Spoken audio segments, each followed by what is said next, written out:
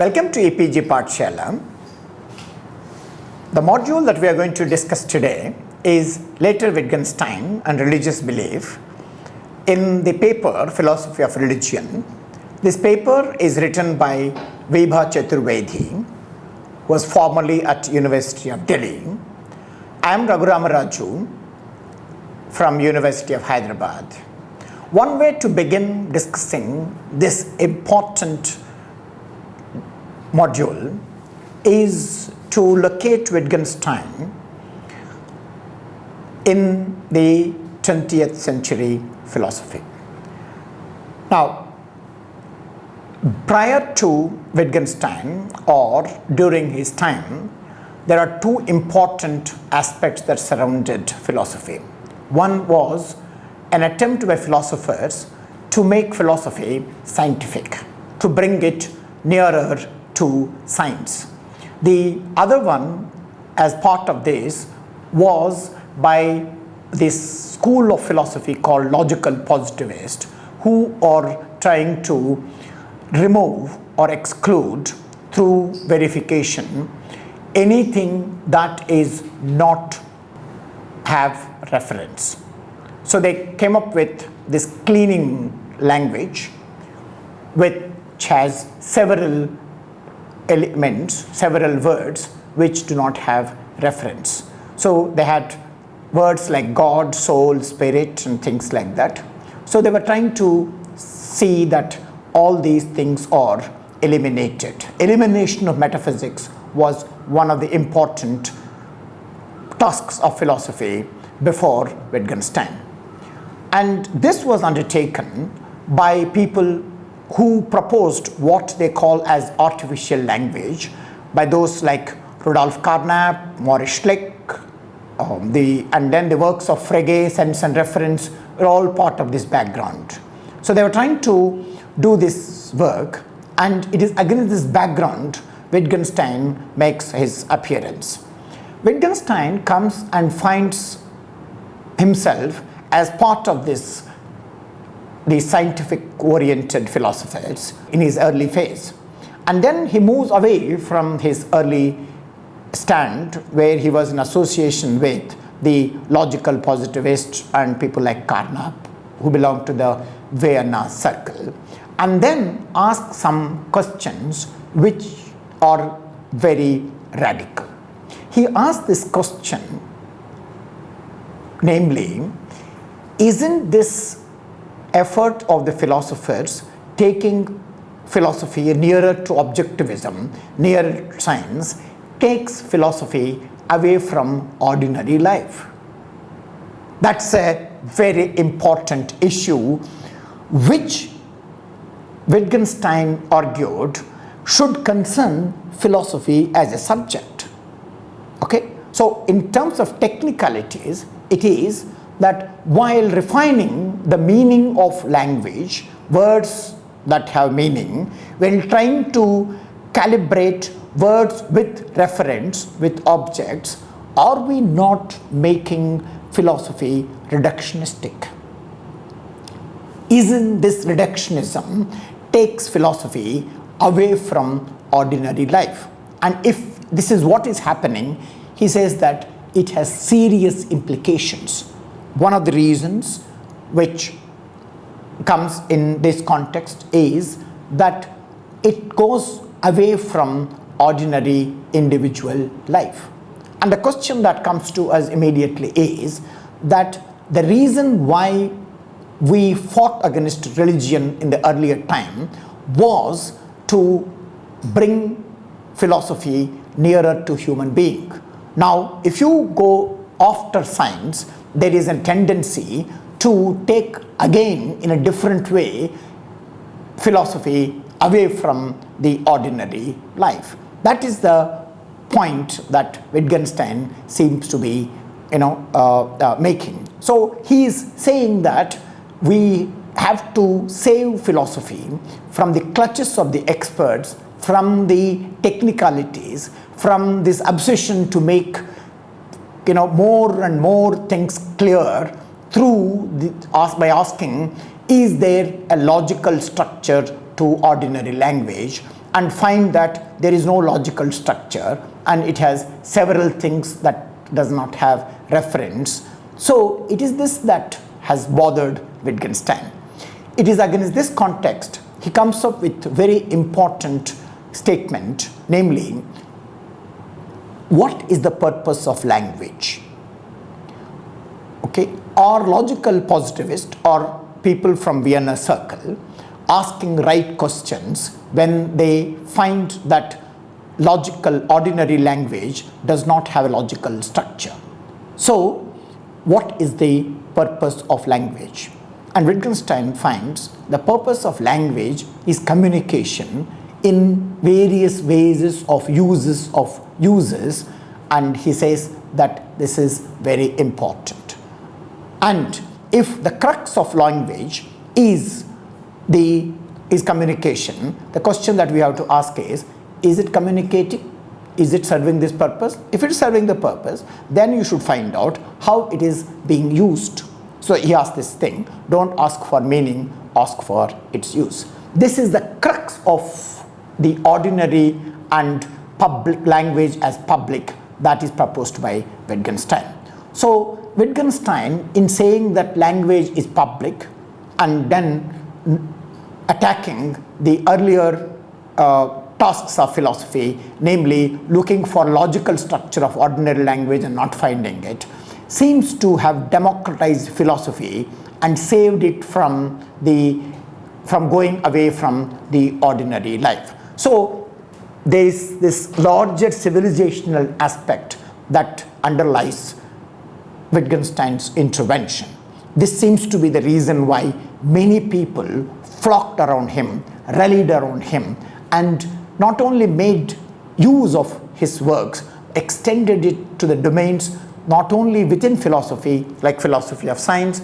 You have, for instance, Popper, who was interested in looking at what is the logic in the discovery of sciences, to the Thomas Kuhn's attempt to look at the paradigmatic nature of science, to the domains where Wittgenstein's philosophy was used in social sciences and other disciplines. So that is the important point, and made U-turn and saved, as I said, philosophy from relapsing into technicalities and removed from reality.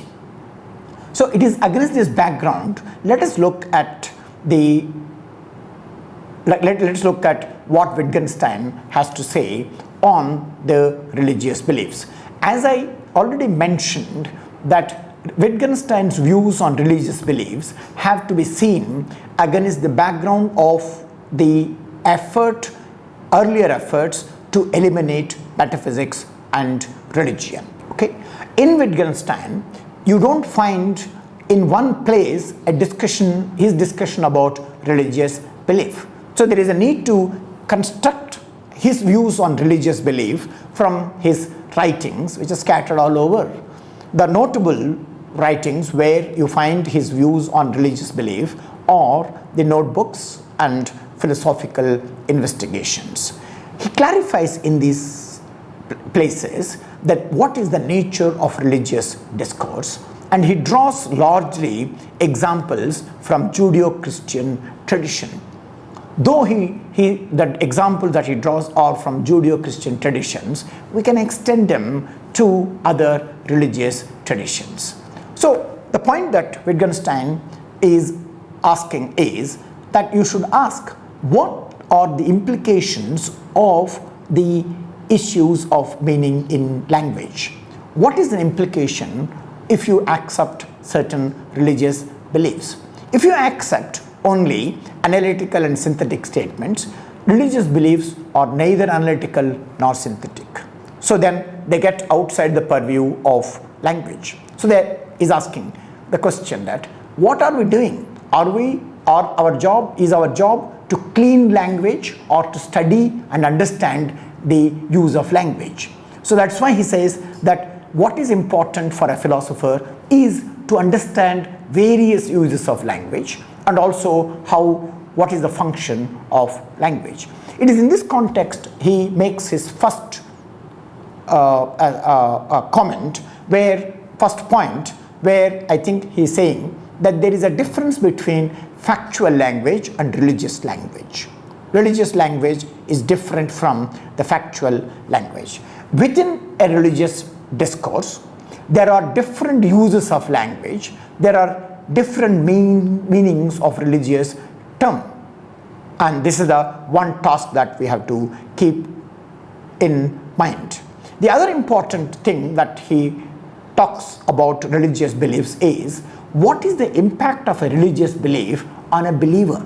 That's the important thing. The third one is that how does this impact his attitude to life? How is religious thinking of religious belief impacts the life of a believer? So, to take the first point for discussion, that religious beliefs for Wittgenstein are not grounded on proofs and arguments. He says that there is no need to give arguments in support of your belief. There is no need to provide proofs for religious beliefs or experiences. So belief does not rest on evidence in the same way as scientific facts rest on evidence. To quote, he says, whatever believing in God may be, it cannot be believing in something we can test or find meaning of testing. So he makes a distinction between belief and knowledge. So the second point that he makes is, evidence for the belief is different. There can be ordinary evidence. Further, to quote him, he says that the point is that if there were evidence, that would in fact destroy the whole business. So there is a distinct uses of belief, and there may not be evidence for the religious belief. For him, there is this extraordinary use of the word belief. One talks of believing, and at the same time, one does not use belief. So one talks about, believing, one believes, but one doesn't use the word believe to designate that. So here it is used, he says, entirely differently. On the other hand, it is not used as we generally use the word know. Okay, this is what he says. So there is a meaning is different in different language games, and language is a form of life. Following from this, Wittgenstein is rejecting all those people who try to give justification or who provide evidence to the religious beliefs. These include religious apologists, even philosophers or theologians who sought to give evidence to the religious beliefs such as God, rebirth, and etc. They include, for instance, Richard Swinburne, who tried to give probabilistic argument for the existence of God, John Hick and Himberg, who gave the verifiability of religious experience as possible evidence for religious beliefs. He would also reject believers who try to give evidence for religious beliefs. According to him, giving evidence is irrelevant and superfluous. He says that religion, in trying to give evidence to religious beliefs, is not doing a proper thing. He says that evidence can be given for scientific statements. Now, if you try to give evidence to those domains where evidence cannot be given, it could amount to trespassing by evidence into the domains where it cannot enter. So, for him, religious belief is not an opinion. He would not say that since religious belief cannot be given evidence, it doesn't mean that it is an opinion, a mere opinion. So we should not give importance to it. No, you cannot. You cannot just dismiss religious belief. Religious beliefs are important and they are not mere opinion. Religious opinions, Wittgenstein goes on to say, cannot be falsified. That you cannot come up with a counter evidence and say that, oh, you said that something and I give you evidence to prove that you are wrong, and then you can reject that religious belief. He says that religious beliefs cannot be falsified. Religious beliefs for him are firm and unshakable. Though not established, the believer is prepared to risk his life. Even though they are inconclusive, they lack evidence, they are overwhelmingly counterproductive evidence that is available, it still helps a believer to be firm about what he believes. So, religious beliefs for Wittgenstein are not unreasonable. And then let us look at what he says about the relation between a believer and a non-believer. According to Wittgenstein, non-believer does not contradict a believer. You know why? Because there is no common denominator between a believer and a non-believer. If there is no common denominator, it makes the relation between believer and non-believer incommensurable. Okay, commensurability or disagreements are possible about factual matters. Religious beliefs belong to different plane altogether, and believer and non-believer think differently. So you cannot say that non-believer contradicts the believer. Since Wittgenstein makes evidence irrelevant of religious belief and kept those who provide evidence, including the believer, outside the realm of belief, he also kept, this is something which is very radical in Wittgenstein, he also kept religious authority outside the domain of religious faith and belief. He said that some people can believe even without believing in scriptures or religious institutions. That is, doctrine along with evidence are not important for a religious believer. Belief is immediate and passionate, and evaluation of religious belief is irrelevant.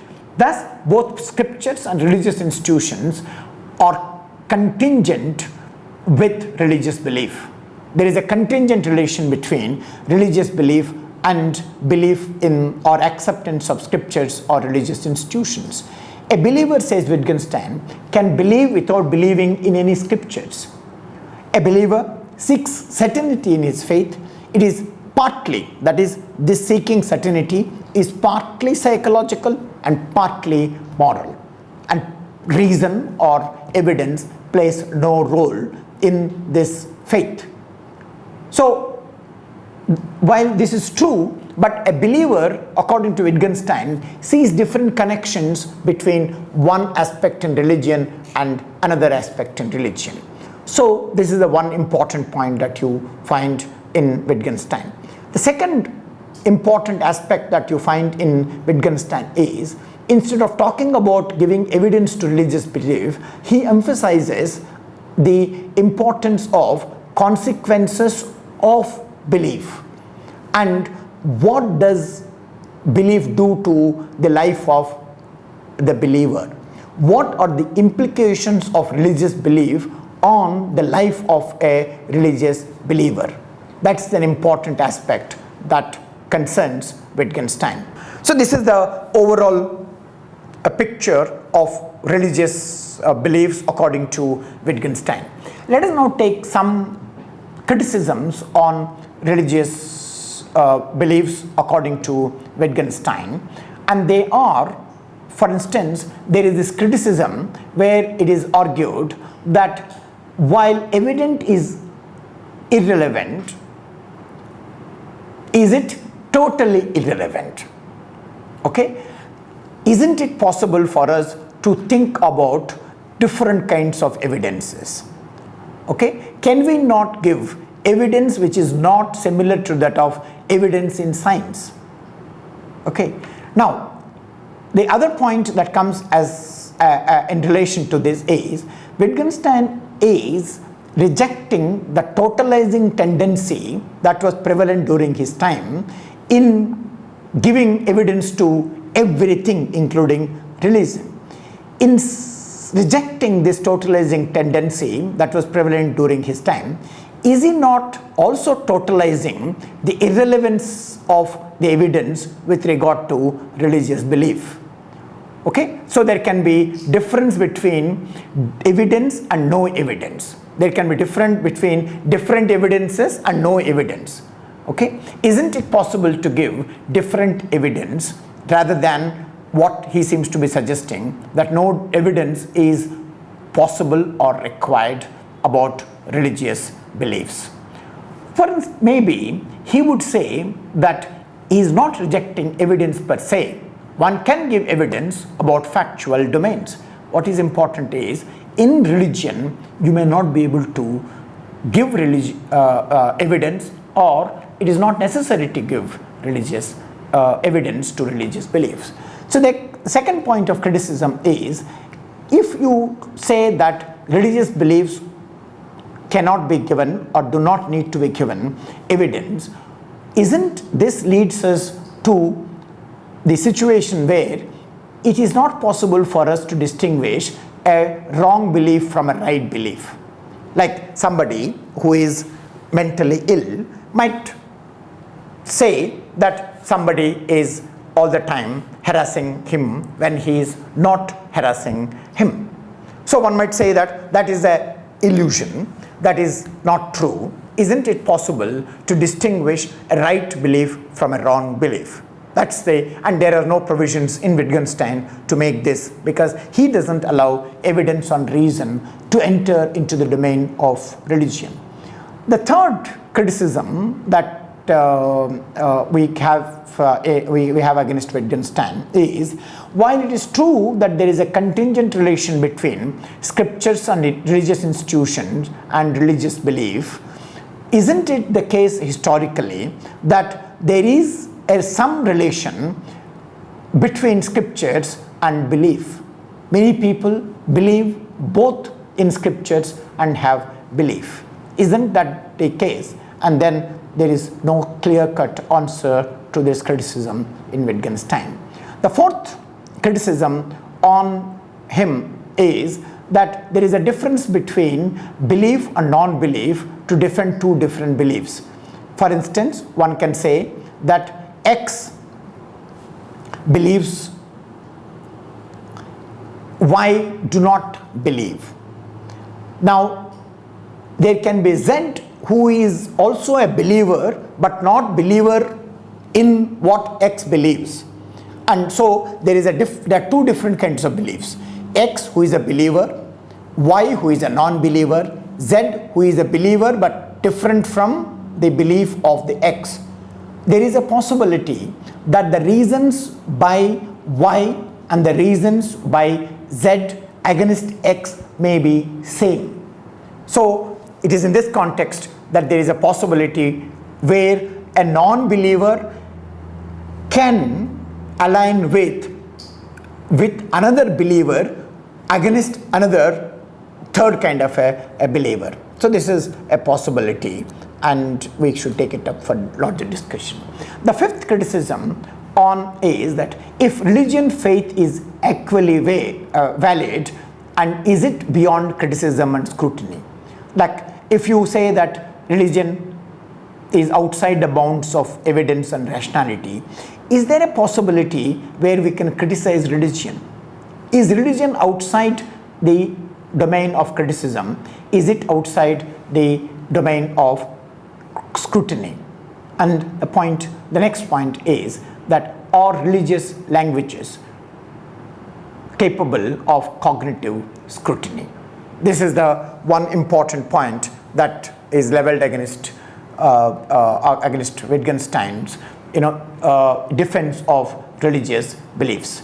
Now Wittgenstein might take up these things one by one, but one point that can be extended by extending Wittgenstein's point of view is that I think he is saying that misuse of religion cannot be the reason for abandoning religion.